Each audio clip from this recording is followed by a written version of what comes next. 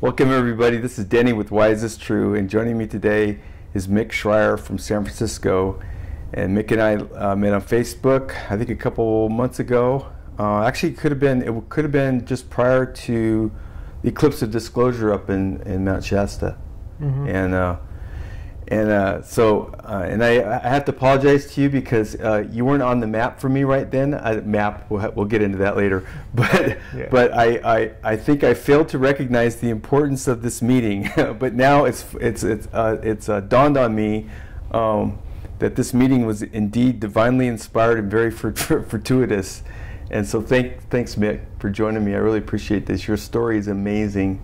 Thank you so much for having me, Denny. It's my pleasure. All right. So Mick and I decided that we're going to start this off by saying the protection prayer. So I'll say the protection prayer, not because we think we need it, but maybe we do. So Source Creator, partner with me each and every day to keep me safe, to guide, heal, and protect. To guide, heal, and support, and protect from all those who are against bringing forth the truth of the divine. So that's the protection prayer. So that's what we'll start off with here. And I want you to just jump right in it. We've got a lot of stuff to cover. We've got some time. It's an in-person interview. The batteries will probably last. We'll probably be okay. But just thank you for joining me. I really appreciate this, and you have the floor. Thank you. I'm delighted.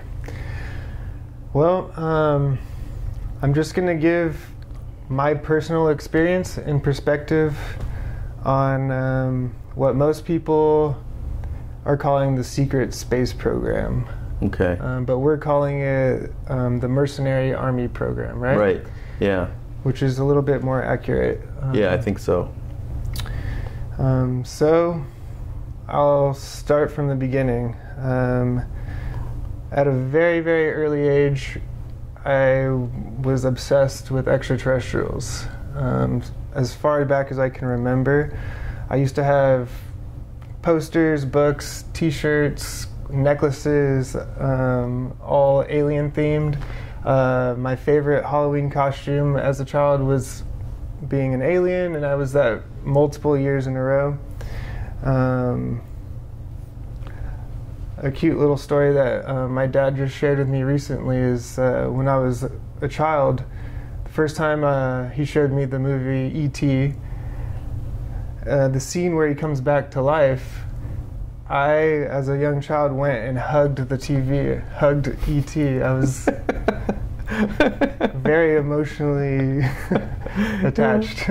Okay. So, I mean, that progressed throughout my childhood into adolescence. I began to become very interested in everything esoteric and occult, wanting to get to the bottom of things, learn the truth. Two books that really helped me along the way at an early age were William Cooper's Behold the Pale Horse. Oh, right. And then also Manly P. Hall's Secret Teachings of All Ages. Wow. So I was determined to get through those books, which are pretty big. Yeah. And I kind of jump-started things. I'd say. Yeah, and then, I mean, for years, I was just, enamored with sci-fi and everything that I could find on the internet about what was out there at the time. Right. And then, I guess around 2015, a few years ago, pretty soon after Corey Goode came onto the scene, I caught on and started watching every episode of Cosmic Disclosure. Right. Got hooked. And that progressed for a couple years until I finally made it to one of these events where I saw Corey Goode speak. That was the New Living Expo. Okay. And that's the one in the Bay Area here, right? Yeah. San Mateo Fairgrounds? Correct. Okay, yeah. All right. So that was, last year. And I met Corey and his partner Roger, and it was a great interaction. I felt like I was activated. at that moment. So a few months after that, that team put together an event up in the Mount Shasta area, Eclipse of Disclosure. Right. I felt called to go, so I actually helped and volunteered with that event. And it was a completely life-changing experience in a positive way. Just the people there that I met was amazing. Finally, I felt like I wasn't alone. Right. You know? Yeah. I felt like I met some of my soul family. And there was a couple events that happened towards the end of that whole event that were really impactful. And it was the day of the solar eclipse. Okay. That was a Monday or a Monday or Sunday, I think. Monday, I want to say August 21st. Yeah. So during the actual eclipse, Teresa Yunaros set up a little booth, and she was giving tarot readings. Right. So I immediately went over to her, got on the list, and I got a reading from her. And I've had tarot readings in the past. They've never really resonated as much as this one had. There was a lot of information that she gave me that I couldn't really verify, but I felt it in my heart, and I actually teared up during that reading because I felt it was true on some level. And one of the first things she told me when she laid out the cards was, she said, "You have a connection with Archangel Michael." And I was a little blown away because, I mean, she knew my name was Mick, but she had no idea that my legal name is Michael. So I was like, okay, yeah, I'm a Michael. I'm probably connected to Archangel Michael. That's cool. So she said, yeah, he's here to help you. Whenever you want, just call upon him. Say his name 3 times. Say Michael, Michael, Michael.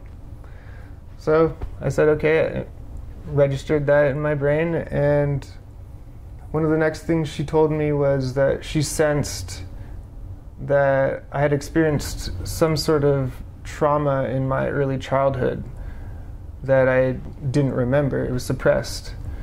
So, of course, I didn't remember what that was, so I processed that. Yeah, it was a great reading. I definitely recommend her services. And then later, that same day, I ran into Matthew Mornian. Okay. And he offered to give me an energetic healing session. So I obliged. And again, I've practiced Tai Chi, Qigong, meditation, all of that, and I haven't experienced anything extremely profound.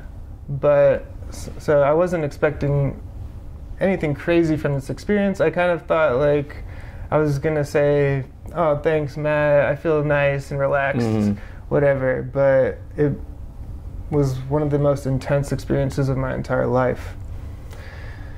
So we went out into kind of a wooded area. I had the sunset in view. We had Mount Shasta in view. It was great. We sat down in some chairs and we started to ground. And I started to do deep breathing exercises, and he started to lead me through this healing session. One of the first things he said was, okay, we're going to call upon Mick's guides to help with this process. Right. So at that point, it clicked what Teresa told me earlier. I was like, okay, I call upon my guides to help me in this process, and I said, Michael, Michael, Michael. And as soon as I said that, I felt an immense amount of energy coursing through my entire body. I was literally shaking, electrified pretty much. And it was very intense. So after a few minutes of that, I asked Matthew, I was like, can we stand up and kind of reground here, you know, because I'm used to standing up and doing those practices. So we stood up and we grounded again. I kind of came back to reality a little bit, but then we went deeper. And what happened next is Matthew led me through a visualization exercise. So what he said was, I want you to visualize a staircase in your mind, one that you have in your memory from the past. So I want you to see what color the stairs are. Is it carpet? Is it wood? Is there a banister? So my mind scrambled for a few seconds and it clicked again, and I remembered the staircase at my father's house where I grew up. Mm-hmm. So I saw it vividly in my mind. And usually I'm not very good at visualization, right. but I was literally there. I could see the staircase, the maroon carpeting, the wooden banister, everything. And my eyes were closed. And Matthew said, okay, we're going to start at the top of the stairs. And we're going to go down the stairs. There's going to be 10 stairs. We're going to go 1 through 10. But first I want you to look down at your feet before we go down. So in my mind's eye, I looked down at my feet. And without consciously doing so, I saw little bare feet. I was a child again in my father's house. So I was feeling great, and I was like, okay, let's do this. Let's go down the stairs. So he's like, all right, we're going to go 1 through 10. And as soon as I went to try to take that first step, I felt a very strong resistance. Something was holding me back and didn't want me to go down those stairs. So I kind of had to just muster up as much energy as I possibly could and just powered through, and I took that first step. And then I went down 2, 3, and as I went down the stairs, each step became easier and easier, and I felt so much energy just kind of flying out of me, just releasing as I went down the stairs. It felt amazing, and I was bawling this entire time, just tears flowing down my face. It was profound. Mm-hmm. And so we got to the bottom of the stairs, and I felt good. And then he said, okay, I want you to go back up the stairs. Same thing, 1 through 10. I felt that same resistance again, holding me back. Didn't want me to go back up the stairs. So I did the same thing. I powered through, and I made it up the stairs, and I felt more and more energy just releasing from my body. And so I got to the top of the stairs, and Matthew didn't tell me to do this, but since I was so vividly there in my mind, I saw the 3 doors at the top of the staircase in my father's house. And so I instinctively was like, oh, my old room. And I walked over to the door and I swung it open and I peeked inside. Everything was completely black, not like the lights were off, like a void, as if there was nothing there, except for one thing at first I could see. And it was bright and glowing iridescently, and it was a poster that I used to have hanging exactly where it used to be in my room, and it's a poster of a gray alien, and he's pointing his finger. And so I scanned around the rest of the room, and I saw one other thing that was glowing as well, and it's as if it was floating in the bottom drawer of where my desk was, or still is probably, and it was a book. And I knew exactly what book that was. It was a book about actual factual documents about UFOs and extraterrestrials, but it was tailored for a children's reading level. Okay. And that was kind of the end of that experience. It was kind of mysterious, but it was also a direct hint at what was going on with me. And I linked it back to what Teresa was saying about that early childhood trauma. Trauma, right. So this made you start to think that, well, maybe I could have been a participant in one of these programs that I've been hearing about. I'm always interested in learning about, like what Corey was, his testimony and whatnot. And correct. That was like your first inclination that you could have been a participant. Right. Well, I honestly didn't think at all that I was a participant. Oh, you didn't? At that time, you didn't? I really, I thought I wasn't. I thought that was kind of just pointing towards maybe I was abducted. Oh, okay. All right. And all right. So the fact that I have no military background. Okay. Your dad's not in the military? No, but my grandfather was part of World War II. Okay. Was he intelligence services or just no? But I've found it's very common for everyone else in this community to have some sort of connection. Oh, yeah. To someone. Yeah, or contractors. Yep. Yeah, something like that. So I could be wrong, but I feel like that might have something to do with it. Okay. So what happened next? So I gotta say that before that whole event, I had been watching your YouTube channel, and I had watched Kevin Tremill's interviews that you did with him. Right. And the channeling session that he did with Karl Mollison really inspired me. Okay. So as soon as I got back from Eclipse of Disclosure, I booked a session with Karl to do a higher self channeling session. Okay. So did he do a healing on you first, and then you guys did the channeling session, or did you just go straight into the channeling session? I feel like Karl did a healing on me, but that's a typical scenario. I don't think he didn't say anything about it. But he didn't. Okay. But later he kind of, in my channeling session, he kind of asked, because his thoughts kind of came through at one point, and it was like. He thought that, like, why wasn't this addressed in the healing that I did for him? Okay, right. I remember that, yeah. So I think Karl did do some healing on me, but we kind of just went straight into my questions for my higher self. I got home from Eclipse of Disclosure, I contacted Karl, and I booked a higher self channeling session, which would happen in about a week and a half or two from that point. So September, somewhere in there. Yeah. Yeah, and I have to say, after that healing session that I received from Matthew, I felt better than I had ever felt in my entire life, for days or weeks. Wow. I felt about 30 pounds lighter. I felt like my mental clarity was off the charts. You know, I felt like my brain was kind of rewired for love and peace, basically. I feel like I was, at that point, like, very connected to my higher self. So it was great. So a couple days later, I went online and I contacted Eric Rains. So he is basically who Matthew learned from.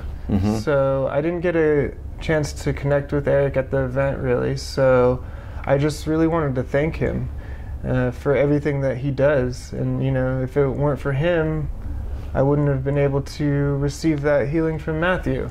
Right. And what Eric told me was, he's like, yeah, Matthew actually came to me right after your session because he felt like what was going on with you was a bit above his head. And I did some work around you. So I asked, oh, you've already worked on me? And he said, no, I only do that with people's permission. What I did was some energy work around you, the energy field around you. So I asked, okay, well, thank you. Can you give me any insight as to what was going on with me then? And he told me that Matthew removed what's called an apex predator from my energy body. So I asked, okay, what's an apex predator? And so it's an entity attachment, but what Eric said was it's top level interdimensional nastiness. So as far as, I mean, another term for this is archons, right? So as far as the control structure of the archons or the pyramid goes, these apex predators are at the top. And so what he said is that Matthew facilitated me with removing it from my energy body. It was enmeshed in my energy. So he removed it from me, but what Eric had to do was go in and remove it from roughly 90,000 parallel realities. So that's what these apex predators do, is they attach to you in all sorts of different parallel realities of yourself. So he had to go in, find out where it was trying to regrow itself, and he got rid of it completely. So that's great. And I asked him, okay, well, do you know how this happened to me, or am I going to be susceptible to having this happen to me again? And he said, no, I don't know how it happened, but you're not going to have that anymore. You'll still be susceptible to lower level entity attachments, but that shouldn't occur again. So I was thankful, and gave me some more insight as to what had been happening to me for years. I felt like I was kind of being held back on my spiritual path. And yeah, now I feel like I can actually move into action with what my actual mission is here. So so then you had the healing with, or the higher self channeling with Karl, and he apparently did a healing with you beforehand as part of this whole thing, which I hear is a kind of a normal thing for him to do. Right. He typically won't do a higher self channeling until he does the healing work first. Right. Yeah. Okay. So. And I'll just butt in right now. Like one of the things that Mick and I did before this interview was on whyisthistrue.com. There's a members page there, and we published part 1 of this channeling, and then a few days later we did part 2, and there's a couple photographs on there. But basically, it's just a verbatim transcript of the higher self channeling. So I'm hoping that you've had a chance to read that. It was pretty much a mind blower for me. I was totally impressed by the quality and the high level of understanding that came through in the questions, which I think really helped with the answers. So these answers are I think are kind of atypical for what you would see in a situation like this, where someone is just starting to find out what their true history is. You know, this is just months.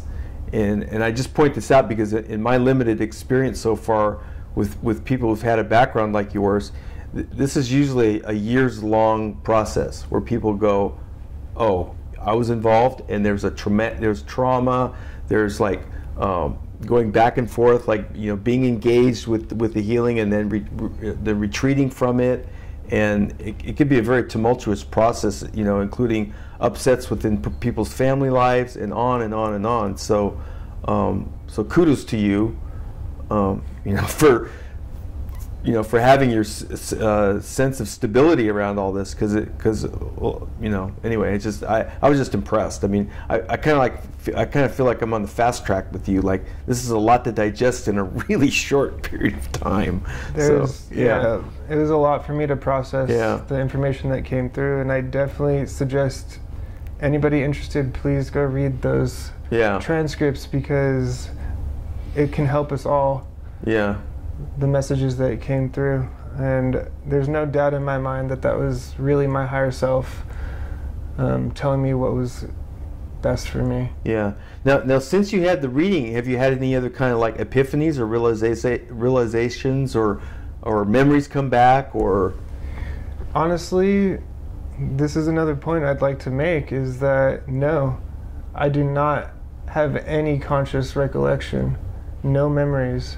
So yeah, people out there, even if you don't have any memories, if you are really interested in this subject, there's a good chance that there's a reason for that. You know, I didn't think that I was part of this. I don't have any memories, but I just found out that they've done a pretty good job with wiping it. Yeah.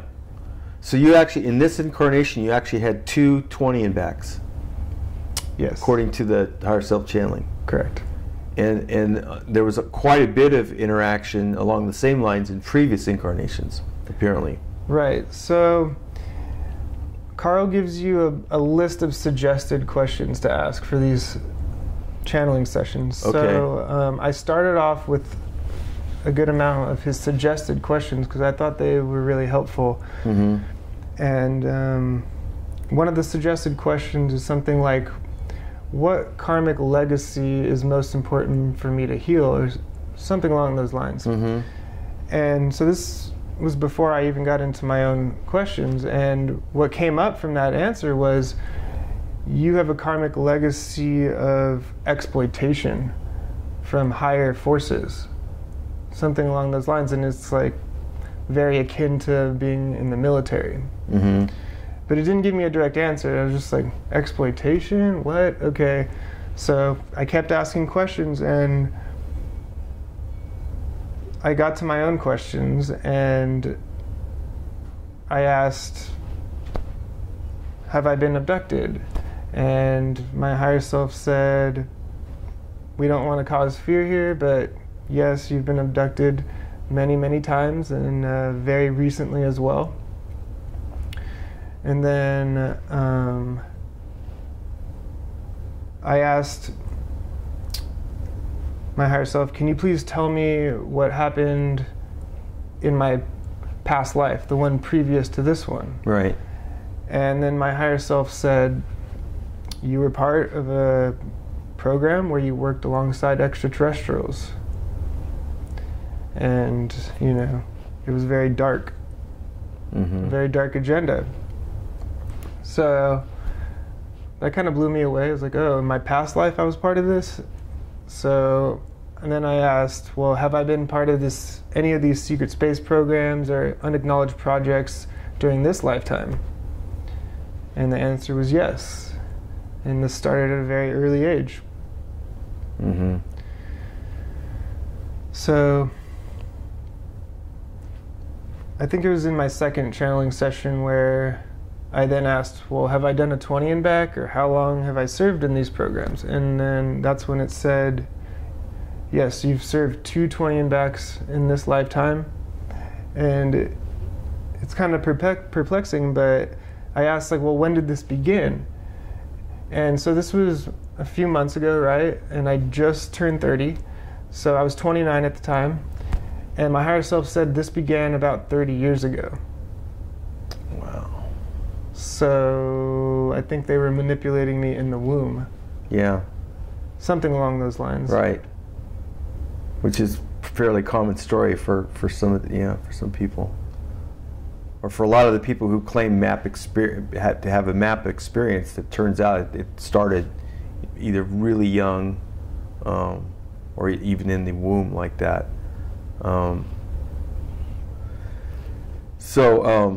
So this has caused kind of a major reset in your life, I imagine. You're going to be moving pretty soon, and you're going to take some time to kind of like refocus and figure out like what it is. So do you feel like this information is going to help you, like how is it going to help you determine what you're going to do? Like I'm sure you've thought about that quite a bit, but. Yeah, well, yeah, after learning about what I've been through and listening to my higher self say that it's for my best and highest purpose to divorce myself from these programs and try to break free, basically. And I was actually told that this lifetime of mine is kind of a turning point as far as lifetimes go.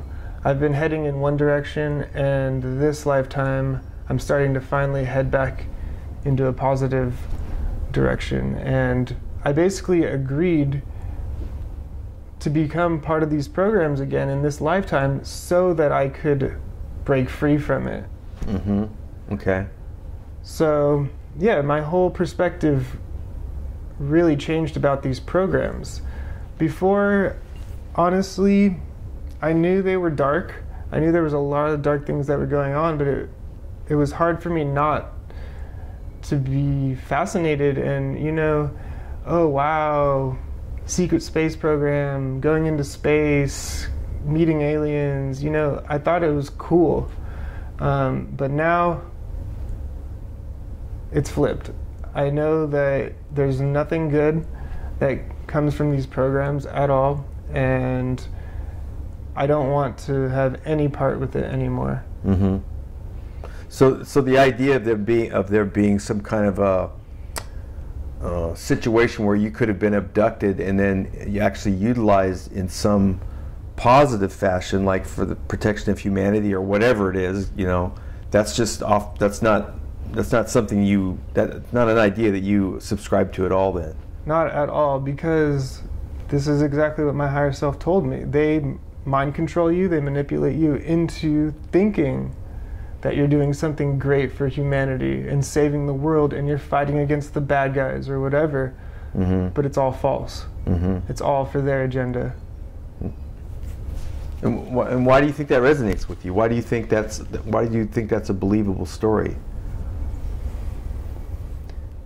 Well, just everything that I've learned from other whistleblowers about what goes on in these programs. To begin with, there's so much horrific things that they do to you. Mm-hmm. Right. So, in my mind, it's not good at all. Yeah. Well, yeah, and I asked this just to play the devil's advocate because you know we should play the devil's advocate. We should try to, you know, if you have a theory about something or you have a belief in something, then it should be defensible, you know. And you know you have your own gut feeling. That's not, you know, it's a little hard to show to bring that forth as proof. You know, well, that's what my gut tells me. But there's other things. So I look at things like, well, one of the major things you mentioned was William Cooper's book, Behold a Pale Horse. I mean, there's hardly anything in there that would support the idea of a positive SSP program or something like that. You know, his portrayal of all of that is pretty much along the lines of all of it being negative. You know, and then, you know, people have heard me talk about this whole list of authors and researchers who've actually, you know, looked at the testimonies from abductees and what have you. So the preponderance of evidence so far supports the negative alien agenda, so to speak, and not much else. What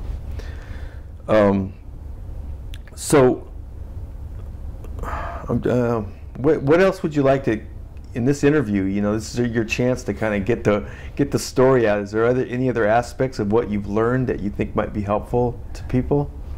Yeah, I mean, once I found out that I was part of this, I was kind of curious as to some of the things that might have happened to me in this program. Mm-hmm.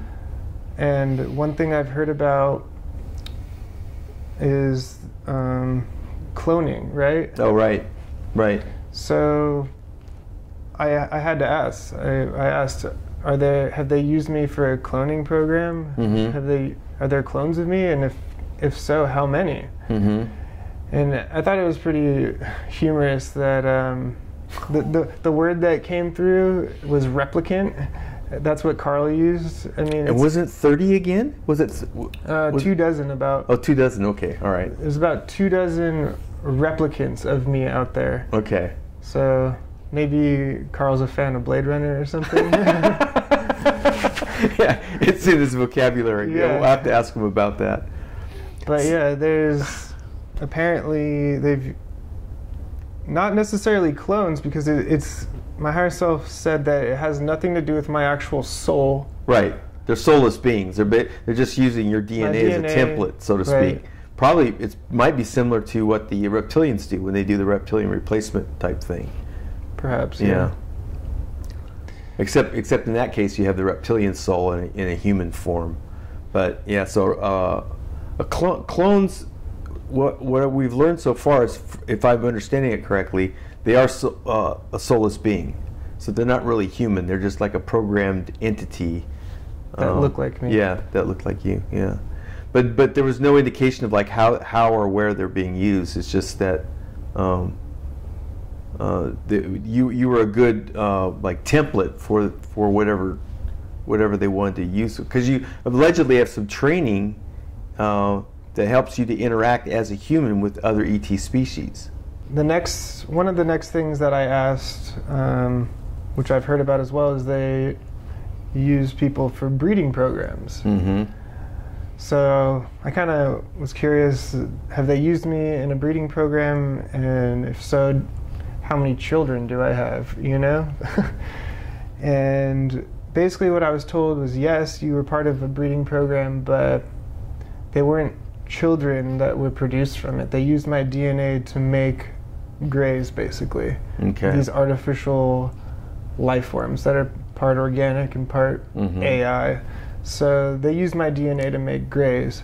But it was, again, nothing for me to worry about because it has nothing to do with my soul. Right. So I was curious that my higher self was talking about the grays. So I asked, okay, so you've mentioned the grays. Can you tell me what other extraterrestrials I've interacted with in these programs? And I was told that I was working basically under the reptilians, who were in cahoots with the Nordics, who were actually Arcturians, as well as the Greys. I came in contact with insectoid beings, Mm-hmm. as well as some sort of human beings that live on Mars. Okay. Right. I remember that. And Yeah. then it also mentioned that it was the Anunnaki who were kind of at the top of that totem pole. So I apparently didn't directly interact with the Anunnaki, but they were the ones in control. Okay. So now we talked about this earlier a little bit, and you know it's very compelling for humans in a situation like this to want to go back and dig into all the little niggling details, like, well, what about Mars, and you know, what did I say to the insectoid being, or what did they say to me, or or you know, what does my gray offspring look like? And but you've managed to like it seems very effectively detach yourself from that and be willing to let those questions rest and then move on with your life in a new direction without any of that being part of you know, this big circus of curiosity that you could be involved in right now. Right. So how does that work? How does that work? I'm just trying as hard as I can to follow what my higher self is, you know, suggesting for me. Yeah. And basically, it was saying that there's certain things it wasn't going to tell me because it's not for my highest good, and it's not really in my benefit to know all the gory details. Right. And so that's part of why, I mean, it's kind of dual, but that's one reason why these memories are still repressed. Yeah. It's not really time for me Right. to process them on that level.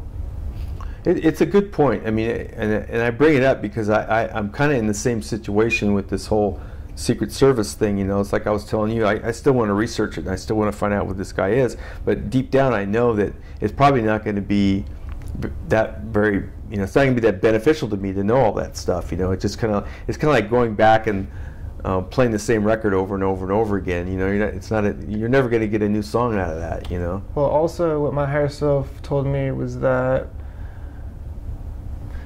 Well, so for a long time I've had pretty chronic neck pain. Oh, right.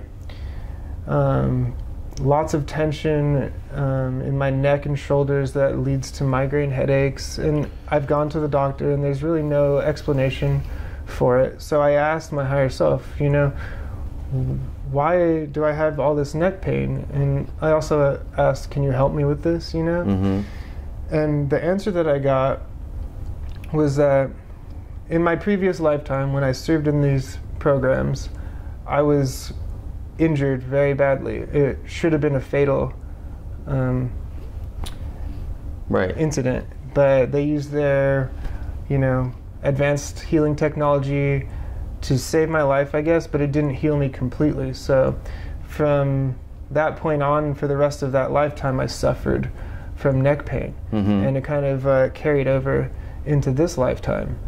And my higher self told me that part of what's making this neck pain come to the surface is the fact that I am pulling on a thread from that past lifetime by trying to delve so deeply into this information. Right. So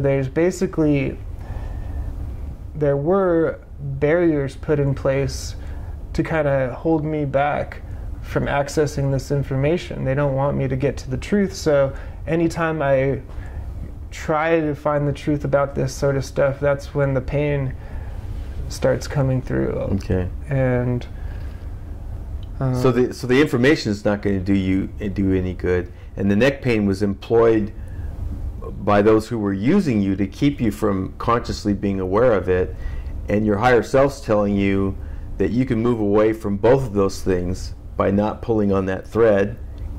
So there's no downside to you not knowing. Basically. And then I guess the other thing that makes me think about, like, well, when you're a light being again, you can look at all of that with the perspective that's required, so that's not going to be a hindrance for you in what you're doing now.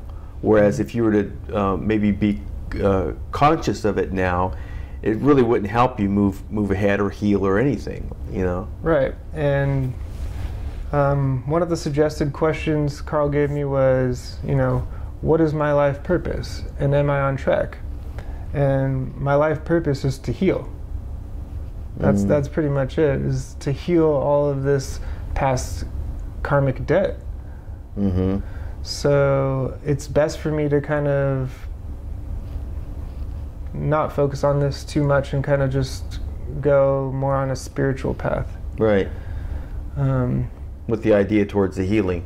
Right. However that may occur, yeah. So I've been actively working on healing myself, and how's your neck now? Or the headaches and all that? It's getting better. It is? Yeah, well, I've been working with some healers. So, I mean, thanks to you and your YouTube channel, I've come in contact with some great people. And you're going to be taking the class too, right? I will definitely be there for the Karl's class, yes. Yeah. So, and I'm pretty sure that healing protocol that we're going to learn is something you could apply to yourself. Yeah, I'm pretty sure. Right, and I want to help heal others as well. Yeah. But, so in between my two different channeling sessions, I contacted KJ Scoops. Okay. And I had a healing session with her. And it was really good. And again, I recommend all of these people's services, but something bizarre kind of occurred along that healing session, what I realized happened afterwards. So during this session, we started off on Skype. I was using my computer, and it was funny, as soon as she was trying to calculate how many NDA attachments I had, my computer just shut off completely. And that doesn't happen normally. It was not Skype like failing. My computer was turned off. I couldn't even turn it back on. Wow. So KJ's messaging me like, hey, I'm trying to call you back, blah, blah, blah. And I was like, hold on, I gotta download Skype on my phone, I guess, really quick. And so I did that, and we finished the session on my phone, and it went well. But the next morning, I woke up and I looked at my cell phone, which I had been using for that session, and on the back of my cell phone case, which wasn't there before, is this burn mark. That's the one we have the picture of, right? Yeah, there's a picture on the website, but it was totally fine beforehand, but this was literally melted with heat of some sort. Like, I had to kind of peel the skin of this plastic off, and it's definitely damaged here. So I thought that was bizarre.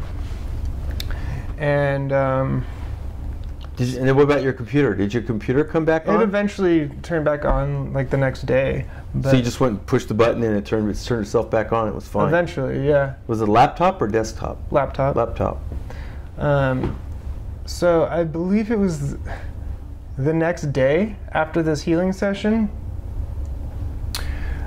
I went to work, and I worked in San Francisco, and I worked on the top of this building. I worked on the roof, and I showed up to work, and I was the only one there on the roof. And what'd you do? What do you do? I worked at a brewery distillery, and there's a penthouse bar on the roof, and I led spirit tastings. Oh, okay. So there's a shed on the back of the roof where we kept the booze, and so I walked over to the shed and I grabbed the spirits, and I was heading back to the penthouse, and all of a sudden I look up and there's a helicopter. I saw it from a distance, but it came right over to me, and it was hovering above me, literally like a few stories above me. I could see it very clearly. It was flashing lights at me. I was taking pictures of it. I should have took a video, but I didn't think it was going to be there for that long. But yeah. It was literally there for at least 5 minutes, just right above me. And I really didn't hear anything. No propellers. And it was so close that I probably would have felt something too, but I did not feel any wind or anything like that. You couldn't hear a helicopter? No. Holy shit. So I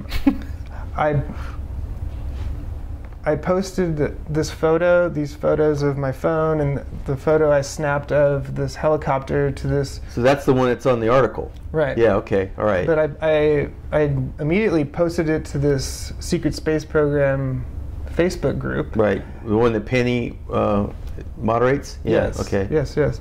And I got a bunch of different responses, and one guy identified the helicopter. He said this is called a Eurocopter. It's a military copter that's mainly in Europe. So I was like, what's it doing in San Francisco hovering right above me, you know? Yeah. And I was contacted by Anthony Zender. Yeah. Right after that, and he told me he's had very similar experiences. Yeah. And he told me that they have. I think on the interview that I did with Anthony, you could hear him in the background. These were typical chopper noise. If I'm not mistaken, we had terrific interference when he and I tried to do interviews. Yeah. Yeah, and Anyway. but he told me, this is something they do. They it was most likely a craft of anti-gravity craft that has a cloaking technology where it makes it look like a helicopter. Yeah. So I asked my higher self about these two things. I asked, so was that a directed energy weapon targeting me, and was that someone watching me in that helicopter? And the answer was yes for both of those. Mm-hmm. And yeah, then this happened again last night. Last night, before coming here, I definitely had some helicopters hovering above me at my house, and saw some other interesting things in the sky. Mm-hmm. But yeah, I am definitely being monitored, and this is something that I was told by another healer who I recently did a session with, or a couple actually, with Nicole Stanford. Oh yeah. She also attended Eric's class up in McCloud. Right after the event that you went to. I wish I could have been there. Yeah. Yeah, it was great. We had about 30 people up there, and and then at this class that we're going to have with Karl, there's going to be 2 students at that class that were also at the Eric Rain's retreat. So awesome. And Nicole was almost able to come, but she wasn't able to come. So yeah, but she's an amazing healer. Oh gosh, I highly recommend her services. But she's not doing too much of that though. She's not. I think she hung up her shingle for the healing stuff. That's what she said. I don't know. Maybe she's changed her mind since then. But she felt like there was some sort of reason or connection between us. Yeah, I could see that for sure. So Yeah, she tapped into the fact that there's some sort of monitoring system within me going on where they are paying attention to everything I'm doing, and they're actually trying to, you know, prevent me from healing myself. And there's actually, you know, negative entities that will come and try to hack into the energy of healers working with me. So luckily she was able to, you know, put up protection, and but we had lots of interference with our healing session. And another thing I asked my higher self was, I was curious, you know, if I was a starseed, basically.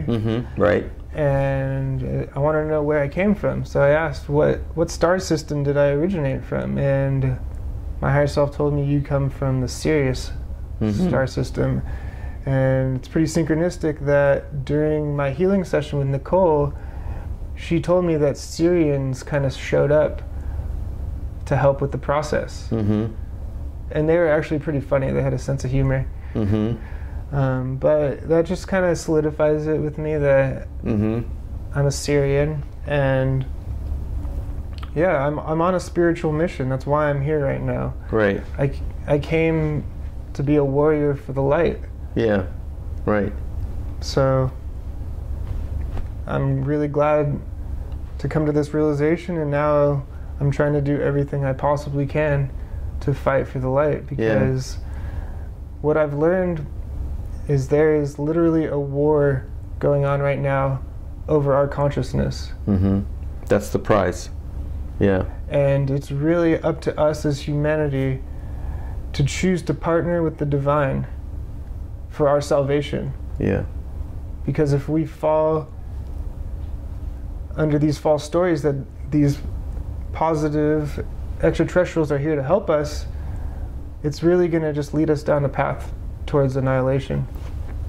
Yeah, I tend to agree with you. A year ago I probably wouldn't have. Me neither. But I think the preponderance of the evidence and the consistency of the message through the channeling series that we've gotten through Karl.